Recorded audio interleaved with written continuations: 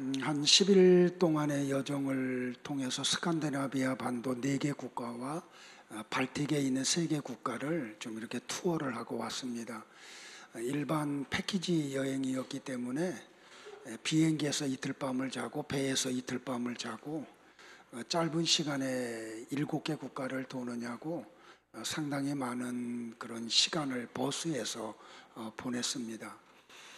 일반 패키지이기 때문에 제가 어떤 특별한 시간을 가질 수 없었지만 제 나름대로 그 교회들이 어떻게 이렇게 흐름을 가졌는지를 제 나름대로 이렇게 여행을 했고, 특별히 토요일 날 헬싱키에서 투어를 하는데 마침 루터 교회에 예배가 있어서 그 스칸디나비아 반도에 있는 4개 국가가 전부 다 대부분 루터파 교회들로 이렇게 구성되어 있고, 지금은 실제로 예배드리는 숫자는 몇 명이 되지 않고 모든 교회들마다 관광지가 됐다는 것을 발견했어요. 헬싱키에 도착했는데 마침 예배 시간이라 관광객들의 출입을 금지하느라고 문을 걸어 잠그고 예배를 드리는데, 저는 다른 일정을 다 취소하고 그 조그마한 유리창을 통해서 예배를 어떻게 드리나, 여기 루터파 교회들은 어떻게 하나님을 경배하나 이렇게 쳐다보는데, 하도 오랫동안 쳐다보니까 안내하는 분이 바깥에 나오길래 제가 좀 사정을 했습니다. 한국에서 온 목사고 이 예배를 꼭 참관하고 싶은데 좀 들어갈 수가 있겠느냐고. 그랬더니 그 안내하는 분이 only one 그러더라고요. 너만 들어와 그래요. 그래서 그럼 나만 들어가겠다고. 들어가서 좀 예배를 같이 드리면서 동영상으로 좀 찍기도 하고 하면 했는데, 우리 예배당보다 좀 더 커요. 한 2,000명 정도 들어갈 수 있는 예배당인데 몇 명이 예배를 드렸냐면 50명이 예배를 드리더라고요. 그리고 예배의 모든 것들은 형식화되어 있고 말씀은 없고 그냥 이렇게 좀 형식적인 어떤 예배가 진행되는 걸 보면서 한국 교회의 미래도 우리가 정신을 차리지 않으면 머지않은 미래에 우리 한국 교회도 그렇게 될 수 있다라고 하는 위기 의식도 느끼고, 그러면서 뭘 또 발견했냐면 어떤 하나님을 신앙하는 것보다는 종교적인 열심이 얼마나 강력하게 일어나는지를 발견을 하고 좀 더 복음적인 설교를 더 해야 되겠다라고 하는 다짐을 하고 돌아왔습니다. 여러분들 같이 오늘 말씀을 같이 좀 나누려고 하는데요. 전전주일 날 우리는 아말렉에 대한 공부를 했습니다. 아말렉의 시조는 누구고, 그 시조가 왜 망령된 일을 했고, 성경에서는 왜 그의 행동이 망령됐으며 망령된 이유가 무엇이고 우리가 어떻게 하나님의 장자들이 되었는지에 대해서 공부를 했습니다. 기억하시는 분들도 많이 계시겠지만 혹 잃어버리신 분들이 계실 것 같아서 복습을 하고, 그러면 오늘 우리의 아말렉은 누군가, 그 아말렉은 언제 우리를 치러 들어오는가, 그리고 우리는 이 전쟁을 어떻게 이길 수 있는가, 그런 내용을 가지고 오늘 같이 한번 말씀을 공부하려고 합니다. 자, 우리 한번 기억을 더듬어서요. 아말렉의 선조가 누구라 그랬죠? 에서라고 그랬어요. 성경은 그 에서의 행동을 망령되다라고 얘기했는데, 도대체 에서가 뭘 했길래 망령되다고 얘기를 했죠? 그 아브라함과 이삭을 통해서 내려오는 장자권을 팥죽 한 그릇에 팔은 일 때문에 그랬죠. 왜 이스라엘 백성, 성경은 장자에 대해서 그토록 중요하게 강조를 했나요? 그 장자를 통해서 뭐를 받는다고 여러분들? 하나님의 나라를 유업으로 상속이 이루어지죠. 그런데 하나님은 오늘 우리들을 하나님 아버지의 맏아들, 장자들이라고 그러죠. 자, 하나님 아버지의 맏아들은 한 분밖에는 계시지 않죠. 예수님이시죠. 그런데 어떻게 하나님이 우리를 하나님의 맏아들이라고 하는 복수를 쓰면서 우리 모두가 장자들이라고 이야기를 하셨나요? 예수 그리스도 안에 우리를 집어넣고, 그래서 죄에 대하여 십자가에 우리가 그리스도와 더불어 같이 죽고, 예수님이 부활할 때 같이 부활하고, 그리고 하나님 나라에 우리가 같이 지금 그 나라를 누리고 있는 거죠. 그래서 우리를 하나님의 맏아들이라고 이야기를 하죠. 자, 그래서 우리가 야곱, 이스라엘이 되었죠. 그런데 출애굽한 이스라엘 백성들이 르비딤을 통과하고 난 다음에 이 에서의 후손인 아말렉이 이스라엘을 쳐들어오죠. 그런데 이 전쟁이 참 이상하죠. 세상의 어떤 방법이 아닌 독특한 방법으로 이스라엘이 이기죠. 자, 그러면 오늘 우리가 배워야 될 게 뭐냐면, 출애굽기 17장에 아말렉은 정체가 있었죠. 눈에 확실히 보였잖아요. 근데 오늘 우리의 아말렉은 눈에 보여요? 보이지 않아요? 보이지가 않아요. 그리고 아말렉이 누구인지도 우리는 그 정체를 알지 못해요. 손자병법에 지피지기면 백전백승이라 그러죠. 그런데 우리가 그 적을 알지 못하면 우리는 이 싸움에서 이길 수 있어요? 없어요? 없어요. 그래서 너무나 많은 사람들이 믿음의 생활을 하다가 쓰러지는 경우가 바로 아말렉의 정체를 모르기 때문에 그래요. 여행을 하고 돌아와서 직원회의를 하면서 성도들의 보고를 교역자들한테 받았어요. 그랬더니 보고들이 막 들려오기를, 목사님 지난주에 아무개 성도가 결석했습니다. 아무개 성도가 2주간 동안 나오질 않았습니다. 이런 보고들이 막 들어와요. 그래서 왜 그러냐 그랬더니 그들이 그냥 맥없이 쓰러진 거예요. 그래서 오늘 이 설교가 너무 중요하다. 자, 첫 번째로 그럼 우리 같이 보여요. 오늘 나의 아말렉이 누구냐는 거예요. 이걸 우리가 알아야 싸우잖아요. 자, 성경 한번 같이 볼까요? 고린도전서 10장 1절과 2절을 같이 보겠습니다. 시작. 형제들아, 나는 너희가 알지 못하기를 아니하노니 우리 조상들이 다 구름 아래에 있고 바다 가운데로 지나며 모세에게 속하여 다 구름과 바다에서 세례를 받고라고 이야기하죠. 자, 바울은 출애굽기서를 묵상하면서 주석을 해서 고린도전서 10장 1절에서 13절에서 주석을 해줬어요. 자, 이 표현은 뭐냐면 이스라엘 백성들이 홍해를 건넌 사건을 은유적으로 묘사를 바울이 했어요. 바울은 이스라엘 백성들이 홍해를 통과한 것을 뭐라고 주석을 했어요? 그들이 물 세례를 받은 것이다 라고 주석을 했어요.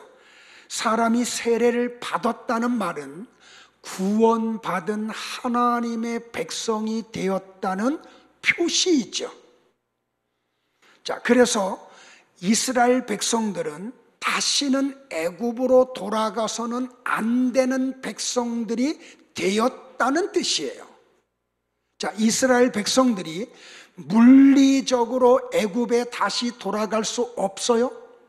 아니에요. 그들은 물리적으로 얼마든지 애굽으로 다시 돌아갈 수 있어요.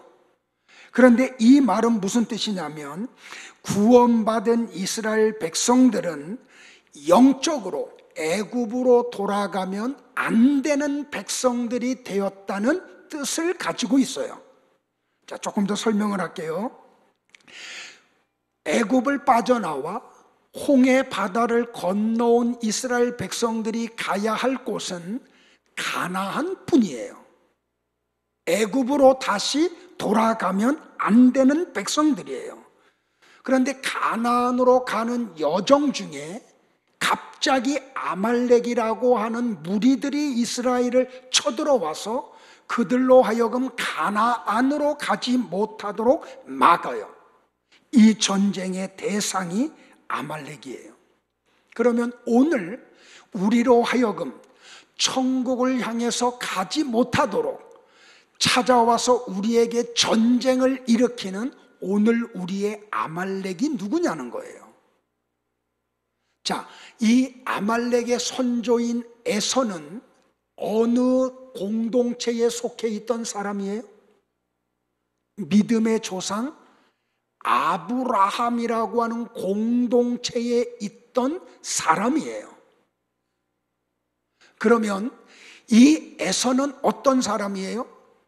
팥죽 한 그릇을 얻어 먹겠다고 장자의 명분을 소홀히 여기고 그 장자의 명분을 스스로 포기한 사람이에요. 그러면 이 에서는 어떤 사람인가요, 여러분들? 육체적 유익을 얻는다고 하면 영적인 것을 얼마든지 포기할 수 있는 육의 사람을 이야기하죠.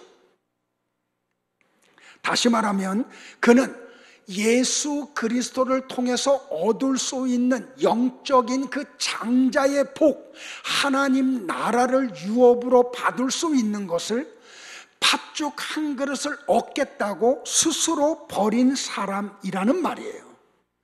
다시 말하면 이 아말렉에서는 어디 안에 있어요? 믿음의 공동체 안에 있어요. 다시 말하면 그러면 오늘 우리의 아말렉이 어디 있냐면 내 안에 있어요. 우리 가정 안에 있어요. 믿음의 공동체라고 하는 교회 안에 있어요. 그러면 이 아말렉의 정체가 뭐예요, 여러분들? 구원받은 영혼이 하나님의 말씀을 사모하고 하나님의 나라를 향하여 가는 길을 결정적으로 방해하는 육체의 정욕을 이야기해요. 자, 모든 사람이 허물과 죄로 말미암아 영원히 죽어 있을 때에는 무감각해서 하나님의 거룩한 요구가 있을 때에 아무런 갈등이 없었죠. 왜? 그 하나님의 거룩한 요구가 무엇인지 알지 못하기 때문에, 그 하나님의 거룩한 요구를 받아들일 상태가 아니기 때문에 갈등이 없어요. 그런데 예수님의 십자가로 말미암아 구원을 받아 거룩한 본성에 참여한 뒤에 우리 안에는 두 본성이 존재를 하죠.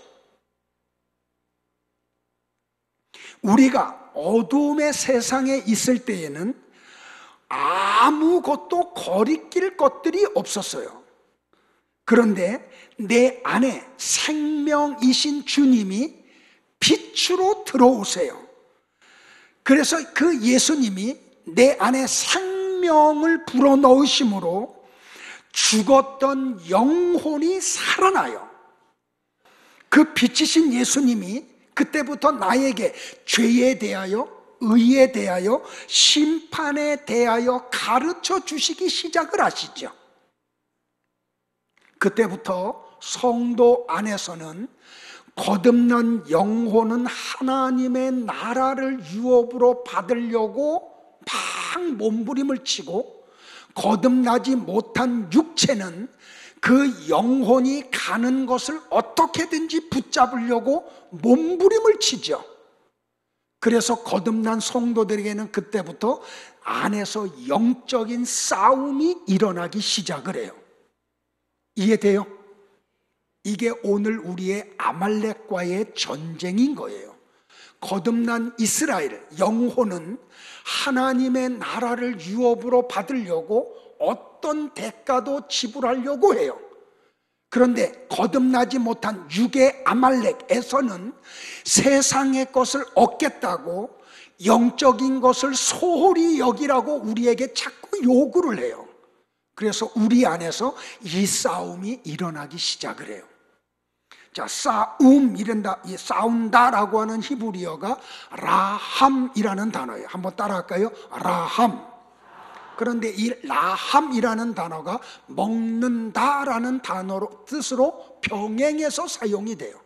자, 이 히브리어 라함이 우리에게 주는 놀라운 계시가 뭐냐면, 이 라함은 떡을 얘기하는 히브리어 레헴과 같은 계열에서 나온 단어예요. 그렇다면 히브리어 라함은 성도들의 싸우는 상대가 바로 먹는 일과 관계된다라고 하는 것을 계시하고 있어요. 그래서 나와 여러분의 영적 아말렉의 싸움은 뭐냐면 바로 먹는 것과의 싸움이에요. 영적인 것을 취할 거냐 아니면 육적인 것을 취할 거냐의 싸움이에요. 자, 그래서 이 히브리어의 라함을 연구해 보면 여러분들이 창세기부터 요한계시록까지 사단이 우리에게 끊임없이 도전해 오는 게 뭐냐면 먹는 문제를 가지고 와서 도전을 해요. 자, 창세기 3장에 가면 사탄이 뱀을 이용해서 첫사람 아담과 하와를 미혹하죠. 그런데 미혹하는데 입는 거였어요? 그게 어떤 다른 보는 거였어요? 아니, 먹는 거였어요. 하나님이 금하신 선악과를 먹으라는 미혹이었어요. 이 싸움이라고 하는 라함, 먹는다라고 하는 뜻이 바로 이렇게 연결이 돼요. 자, 출애굽한 이스라엘 백성들이 광야에서 모세를 향해서 하나님을 향해서 원망하고 불평했던 결정적인 게 뭐예요? 애굽의 고기 까마 곁에서 먹었던 고기와 부추와 외와 마늘을 달라고 요구하는 싸움이었죠. 그때 하나님이 그들에게 주었던 게 뭐예요? 아니야, 너희들이 먹어야 될 것은 저 세상 바로가 주는 그런 것들이 아니고 하나님이 주시는 만나를 먹어야 돼라고 해서 40년 동안 만나를 주시잖아요. 자, 예수님이 공생애를 시작하실 때 광야에 나가서 40일 동안 금식하시고 난 다음에 사탄이 와서 예수님을 쓰러뜨리려고 마태복음 4장에서 첫 번째로 미혹한 게 어떤 거였어요? 돌로 떡을 만들어 먹으라는 거였죠. 여러분들, 이걸 제가 수요 예배 때 한번 강의하면서 말씀을 드렸는데, 이건 단순히 예수님 한 분에게 줄인 배를 채우라는 그런 미혹이 아니고 십자가를 짊어지지 말라는 사탄의 미혹이었어요. 이 세상 사람들이 당신에게 원하는 것은 십자가에 당신이 대속해서 죽음으로 영적인 구원을 이루는 게 아니고 이 세상에서 그들이 원하는 물질적인 것, 경제적인 문제를 해결받기를 원하니까 그거 해결해 주라는 거예요. 이게 오늘 교회에 들어와서 얼마나 많은 설교자들과 성도들을 미혹하고 있는지 아세요? 그래서 교회들이 자꾸 설교자들이 복을 뭘로 설교를 해요? 하나님이 복이고 하나님의 나라가 복이고 하나님과 같이 교제하는 게 복이라고 얘기를 하지 않고 세상적인 것을 얻는 게 복이라고 가르치고 있잖아요. 그리고 많은 사람들이 교회에 와서 기도하는 내용들이 대부분 그런 내용이잖아요. 헌신을 하면 하나님이 여러분에게 복을 주신다는 내용들이 그런 내용들로 가득 차 있잖아요. 그러니까 오늘 우리의 싸움이 바로 이 싸움이라는 것을 알기를 주의 이름으로 축복을 합니다. 그런데 이 사단의 미혹 앞에 예수님의 답변은 분명했죠. 자, 같이 한번 우리 선포할까요? 시작. 사람이 떡으로만 살 것이 아니요 하나님의 입으로 나오는 말씀으로 말미암아 살리라. 할렐루야. 믿으세요, 여러분들? 거듭난 영혼은 하나님의 말씀을 통해서만 살 수 있죠. 그런데 거듭나지 못한 우리의 육체는 자꾸 우리에게 뭘 요구해요? 이 세상에 빵을 더 얻을 것을 요구를 하죠. 이렇게 육체는 성령을 거스르고 성령은 육체를 거슬려요. 이것이 바로 오늘 우리의 아말렉과의 싸움이에요. 깨닫기를 축복을 해요. 자, 가이사랴 빌립보에서 예수님이 베드로에게 뭐라 그래요? 사탄아, 내 뒤로 물러가라 그러죠. 근데 왜 예수님이 베드로에게 이런 말씀을 해요? 내가 이제 십자가에서 죽어야 돼 라고 말을 하니까 베드로가 뭐래? 아니 되옵니다 그러잖아요. 그때 예수님이 베드로에게 했던 말이 바로 이 말씀이죠. 사탄아, 내 뒤로 물러가라 라고 말해요. 바로 이것 때문에 예수님이 베드로를 책망했던 거예요. 여기 예수님이 말씀하신 사탄은 대적자라고 하는 뜻의 보통 명사예요. 그러니까 오늘 나와 여러분들이 하나님의 뜻을 생각하지 아니하고 사람의 일을 생각하면 그가 하나님을 대적하는 사탄이 되고 말아요.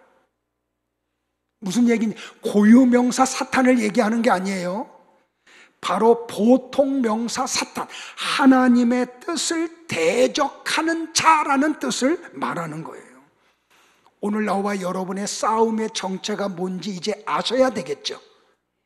그러니까 우리 안에 이 거듭나지 못한 육체의 욕심이 우리로 하여금 거듭난 영혼의 발목을 붙잡고 하나님의 나라를 소망하지 못하고 그 길을 걷지 못하도록 우리를 날마다 쳐들어와요. 깨닫기를 축복을 합니다. 자, 그럼 두 번째 테마로요, 이 전쟁이 언제 일어났느냐는 거예요. 출애굽기 17장 8절을 다 같이 봅니다. 시작. 그때에 아말렉이 와서 이스라엘과 르비딤에서 싸우니라. 자, 이 본문을 볼 때 싸움의 장소가 어디라는 걸 알 수 있어요? 르비딤이라는 걸 알 수 있죠. 그런데 출애굽기 17장 8절에서 이 싸움이 언제 일어났다고 얘기해요? 그때에라고 얘기하죠. 그러면 그때는 뭐예요? 어떤 사건이 있고 난 후를 얘기하죠. 그 사건은 뭐예요? 출애굽기 17장 1절부터 7절에 있는 사건이죠. 그러면 출애굽기 17장 1절부터 7절에서 무슨 사건이 있었어요? 출애굽한 이스라엘 백성들이 르비딤에 도착을 하죠. 그런데 그들이 물이 없는 것 때문에 원망을 하죠. 그때 하나님이 모세를 통해서 어떻게 해요? 반석을 하나를 지정을 하고 그 반석을 통해서 물을 솟아나게 하죠. 그리고 그들이 그 반석에서 솟아난 생수를 마시죠. 여기 17장 8절에 그때에라는 말은 바로 그들이 르비딤에서 반석에서 솟아난 생수를 먹고 난 후를 이야기하죠. 자, 보세요. 이스라엘이 애굽에서 바로의 종노릇 할 때는 그들에게 전쟁이 있었어요? 없었어요? 없었어요. 자, 애굽은 세상을 상징하고 바로는 사탄을 상징하죠. 그러니까 사탄에게 붙잡혀 있을 때에는 그들에게는 갈등이 없었죠. 성도는 애굽에서 살아서는 안 되는 사람들이죠. 그래서 하나님이 어떻게 해요? 그 예수 그리스도를 그림자로 예표하는 모세를 보내서 그들을 애굽에서 건져내시죠. 그 건지움을 받은 사람들을 뭐라 그래요? 성도라고 하죠. 자, 성도들 중에는 이 땅에서 잘 되는 것이 복이라고 착각하는 사람들이 있죠. 그런데 성경은 이 세상을 가리켜서 뭐라 그래요? 무덤이라 그래요. 그러니까 우리가 잘못 알고 있는 거죠. 하나님은 창세전에 선택한 백성들을 이 무덤인 세상에서 건져내어 주시죠. 이 건지움을 받은 걸 구원이라 그러고 세상에서 건지움을 받은 사람을 성도라고 하잖아요. 자, 그래서 다시 구원은 이 세상에서 잘 되는 게 아니에요. 구원은 이 세상에서 건져냄을 받는 거예요. 믿으세요, 여러분들? 제가 이번에 투어를 하면서 리투아니아에 갔더니 그 십자가의 동산이 있어요. 근데 그 가이드 하는 분이 멘트하기를 뭐라고 멘트하냐면 어떤 종교인지 관계하지 말고 복을 준다고 하니까 십자가를 파는 상점이 있어요. 그 상점에서 십자가를 사서 가서 꽂고 종교와 관계없이 잘 되게 해달라고 빌라고 하는 거예요.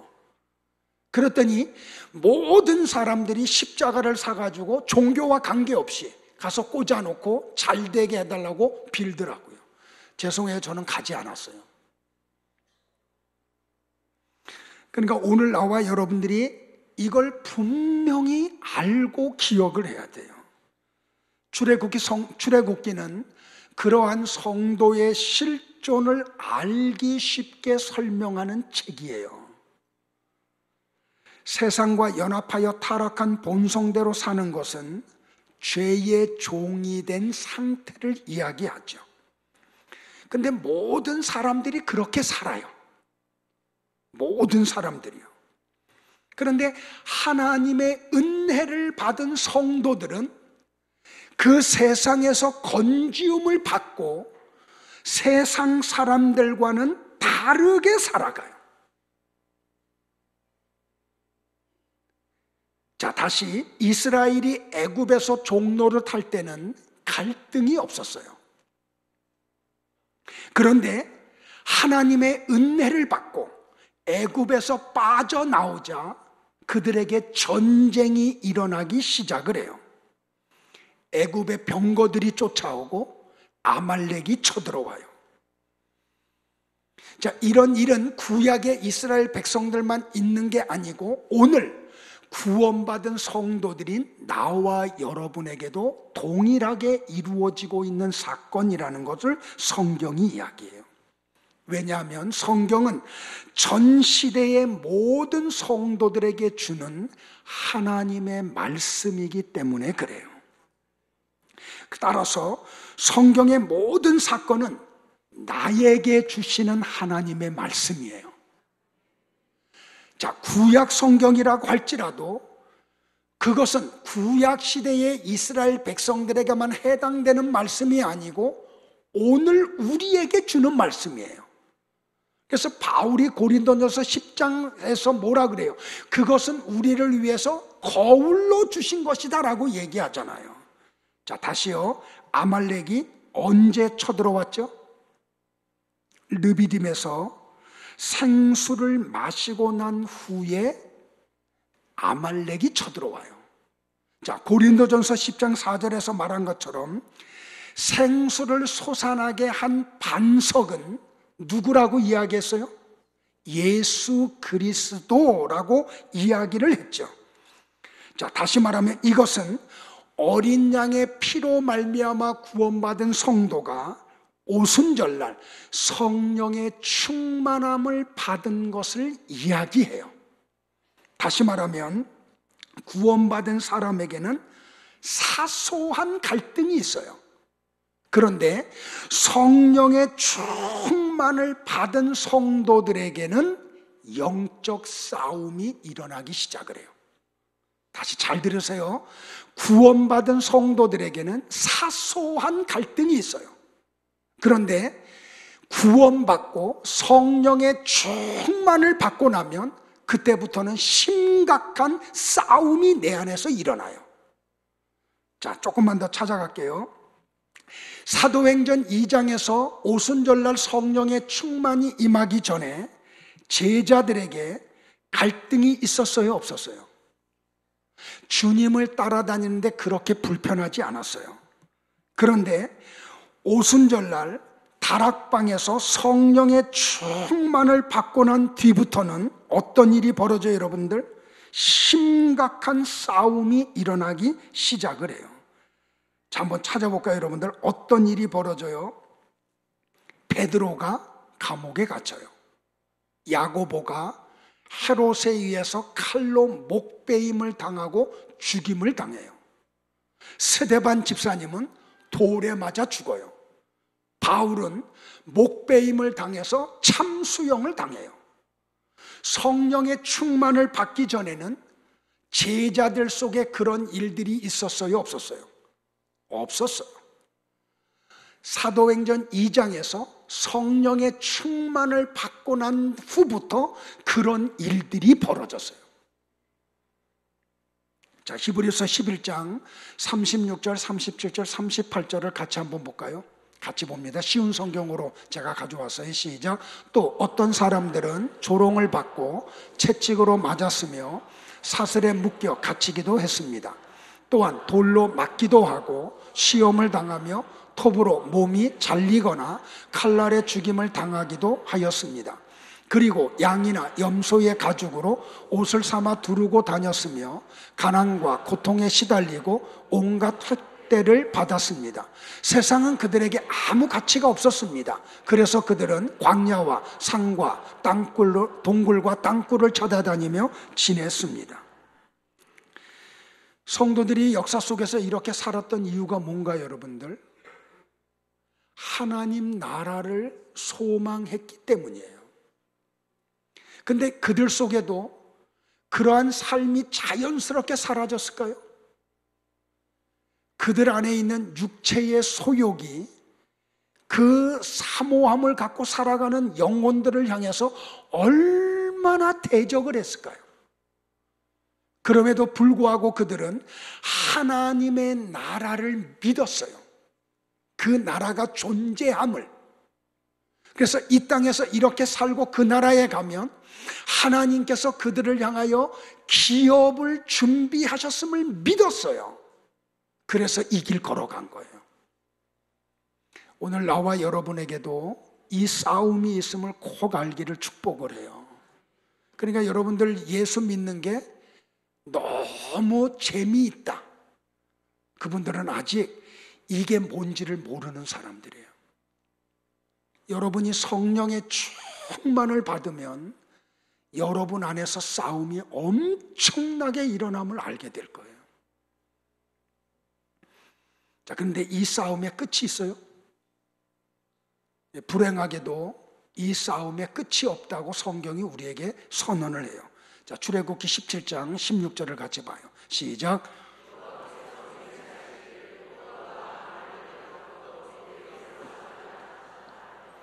자, 다시요.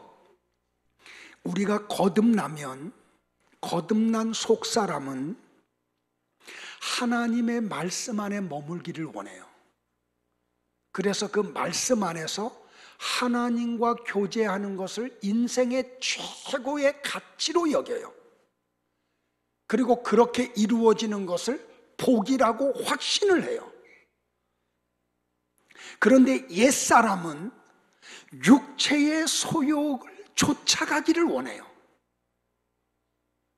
이 구원받은 성도들에게 이 두 가지가 동시에 존재를 해요. 그래서 거듭나는 순간 우리 안에 이 싸움이 일어나기 시작을 해요. 성경은 성도 안에서 일어나는 이런 영적인 전쟁, 이걸 뭐라고 말하냐면 고난이라고 이야기해요. 이걸 고난이라 그래요.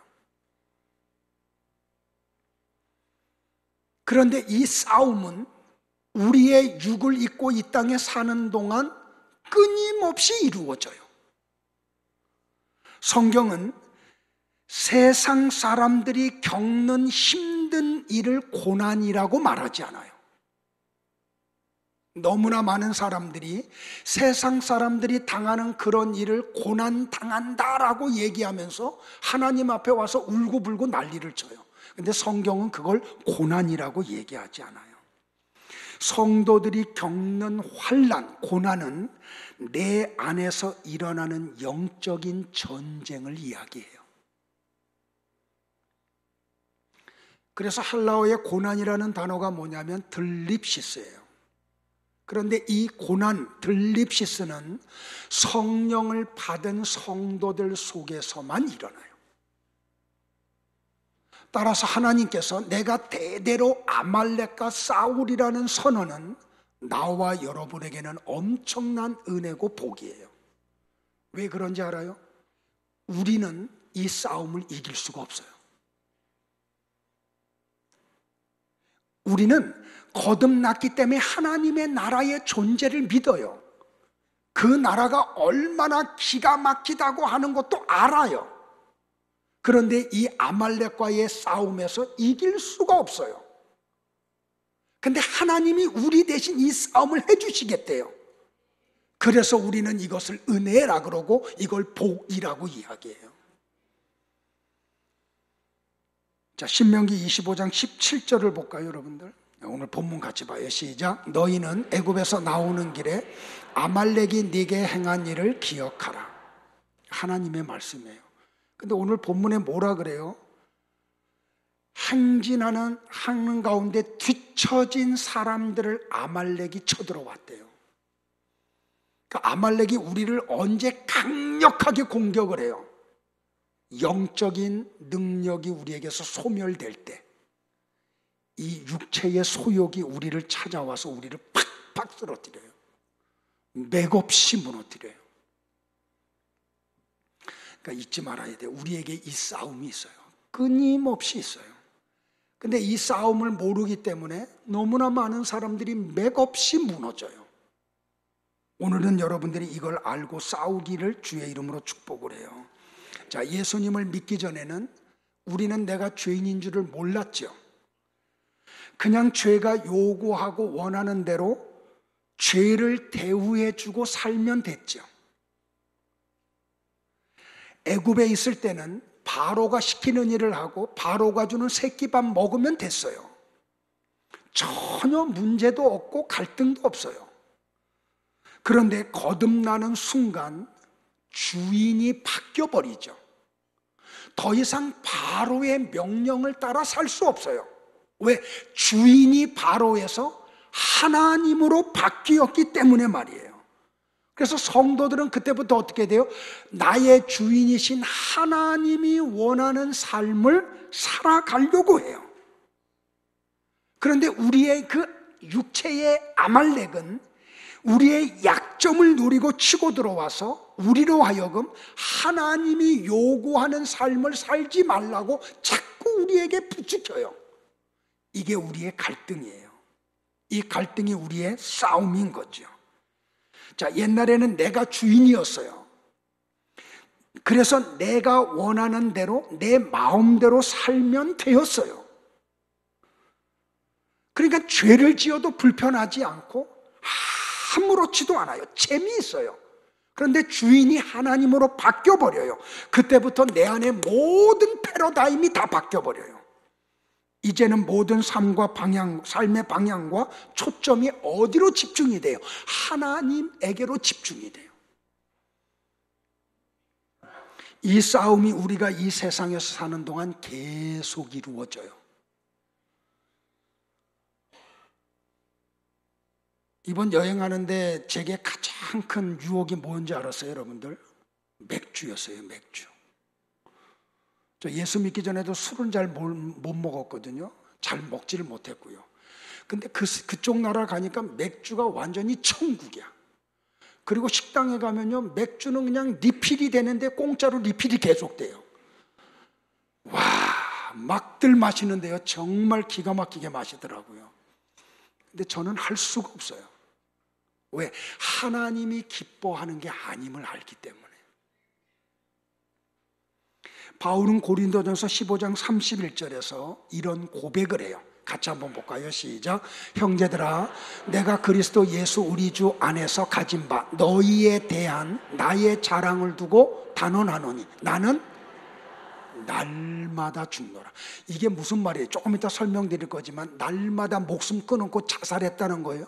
아니에요. 이 육체의 소욕을 날마다 죽이는 싸움을 싸웠다는 거예요. 이거 안 하면 안 되니까. 바울조차도 말이에요. 자, 그러면 성도가 이 싸움에서 어떻게 이기나요? 자, 이거 우리 알아야 되잖아요. 그죠?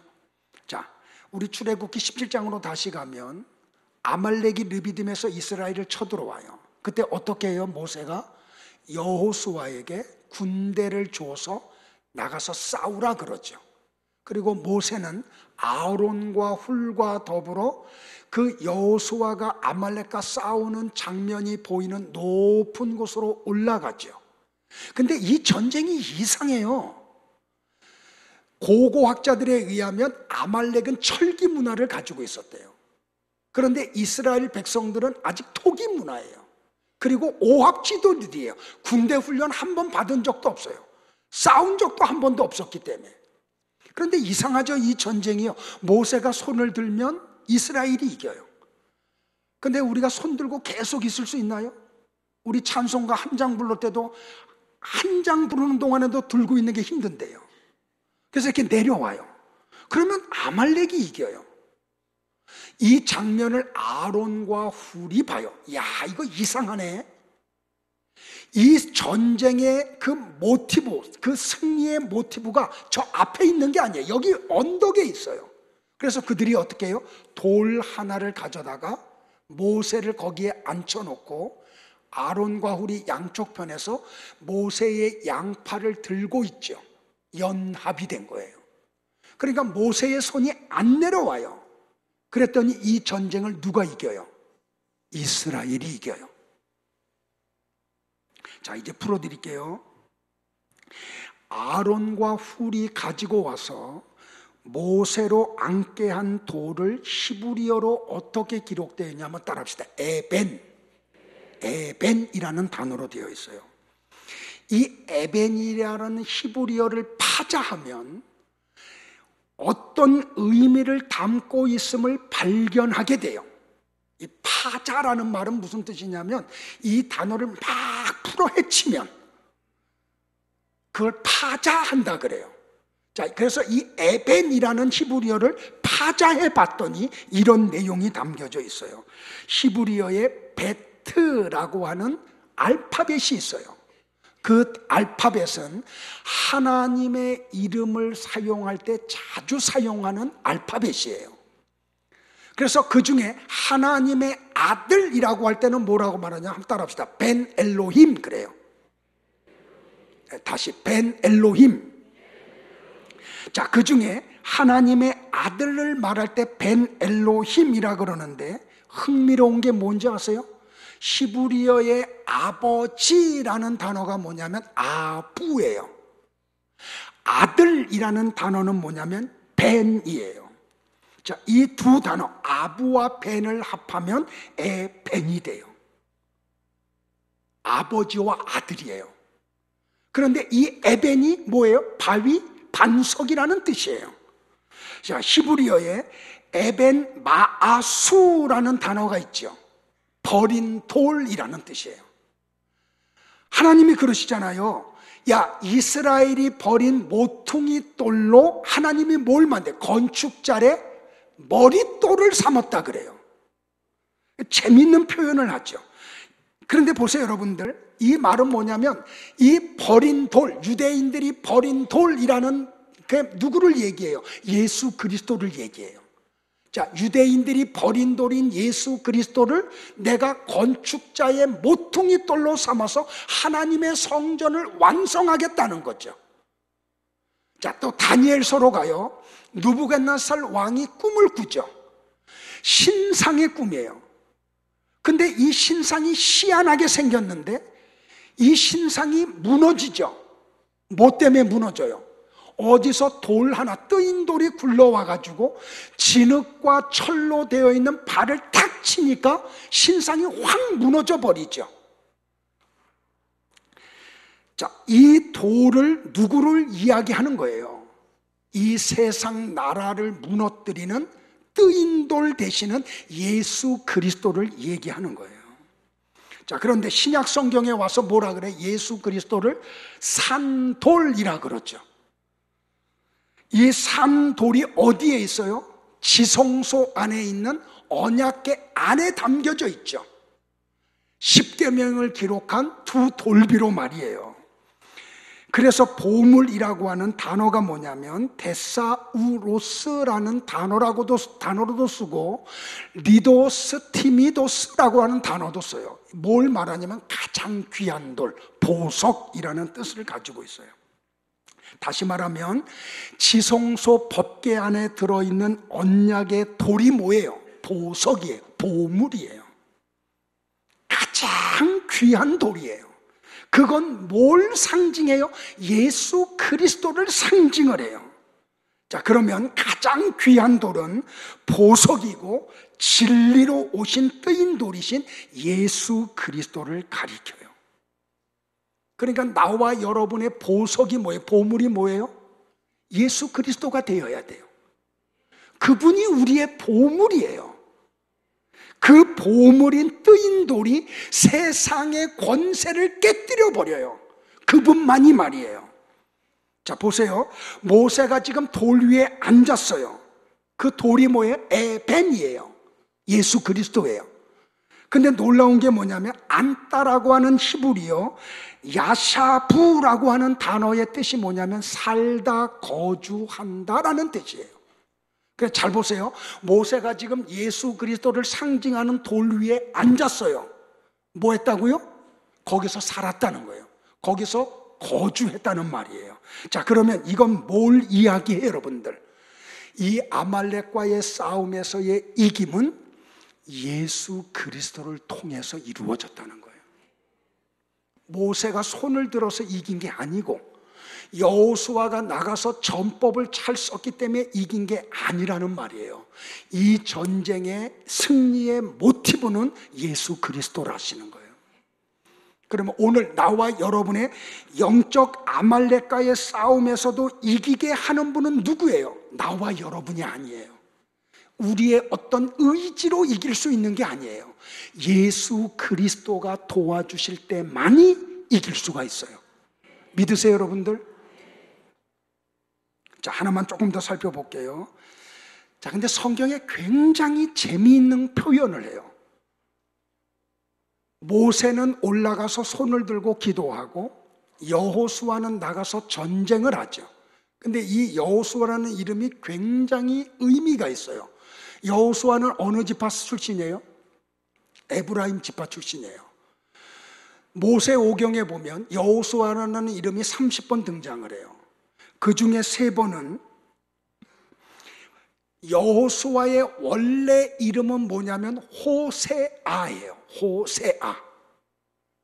호세아라는 이름의 뜻은 무슨 뜻이냐면 구원자라는 뜻이에요. 그런데 모세가 호세아의 이름을 바꿔버려요. 여호수아로요. 여호수아라는 말은 여호와가 구원하신다라는 뜻이에요. 그런데 이 히브리어 여호수아가 헬라어로 번역을 하면 예수가 돼요. 그러니까 이 싸움은 지금 누구 때문에 이긴 거예요? 자, 그걸 설명을 드릴게요. 출애굽기 17장 13절을 봐요. 같이 봅니다. 시작. 여호수아가 칼날로 아말렉과 그 백성을 쳐서 무찌르니라. 성경의 저자가 어떤 걸 기록할 때는 굉장히 깊은 뜻을 담고 기록했겠죠. 여러분들 이상하지 않아요? 성경의 저자가 이 아말렉과의 싸움을 이기고 난 다음에 기록을 할 때 모세와 아론과 훌과 여호수아와 이스라엘 백성이 싸워서 이겼다 이렇게 말하지 않았어요. 성경의 저자가 승리의 주체를 어떤 사람의 이름도 거명하지 않고 여호수아가 아말렉을 무찔렀다라고만 기록을 했어요. 왜 그랬을까요, 여러분들? 이 전쟁의 승리의 모티브가 바로 예수 그리스도에게 있음을 설명하고 있는 거예요. 성도 여러분들 잊지 마세요. 나와 여러분이 이 영적인 길을 걸어가는 때 찾아오는 이 아말렉과의 전쟁에서 우리의 어떤 의지나 우리의 어떤 노력이나 우리의 어떤 도움을 통해서 이길 수 있는 싸움이 아니에요. 이 싸움은 예수님이 싸워주셔야만 되는 싸움이에요. 예수님이 우리 대신 싸워주셔야지만이 우리는 육체의 소욕을 제어할 수가 있어요. 그래야지만이 우리는 이 길을 걸어갈 수 있어요. 얼마나 많은 사람들이 다짐을 했어요.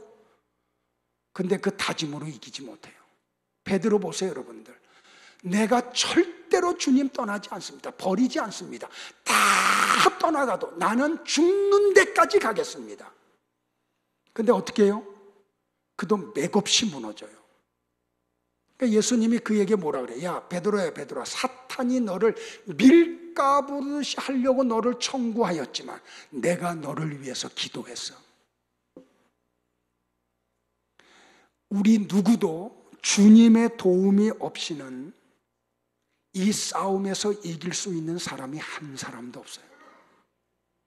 내 이름 뒤에 붙는 어떤 목사라는 타이틀이 이 싸움을 이기게 하지 하는 그런 모티브가 안 돼요. 예수님만이 우리로 하여금 이 아말렉과의 싸움을 이기게 하시는 유일하신 분이시라는 것을 믿으시기를 바라요. 말씀을 정리하겠습니다. 성도가 구원을 받았다고 해서 온전해지지가 않아요. 오늘 은혜 받고 오늘 하루 사탄과의 싸움에서 이겼다고 해서 내일도 같은 승리가 보장되는 게 결코 아니에요. 새로운 해가 떠올라오면 새로운 은혜가 우리에게 필요해요. 출애굽기에서 전쟁이 끝났죠. 17장에서요. 아말렉과의 전쟁이요.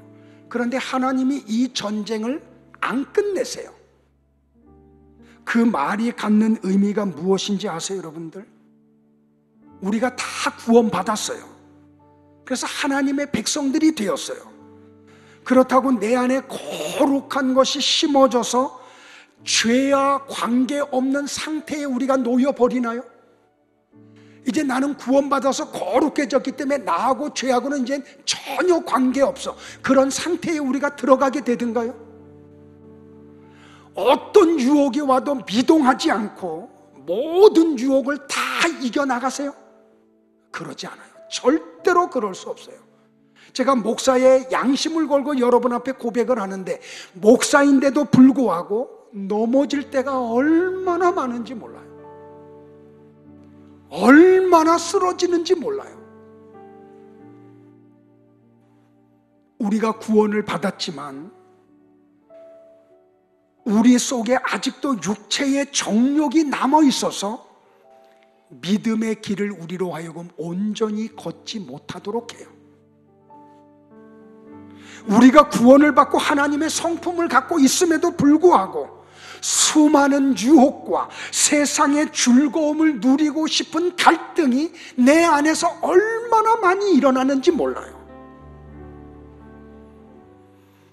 이것이 홍해를 건너고 만나를 먹으며 르비딤의 생수를 먹고 가나안을 향해 가는 하나님의 백성들에게 새롭게 시작된 싸움이었다는 사실을 우리가 명심을 해야 돼요.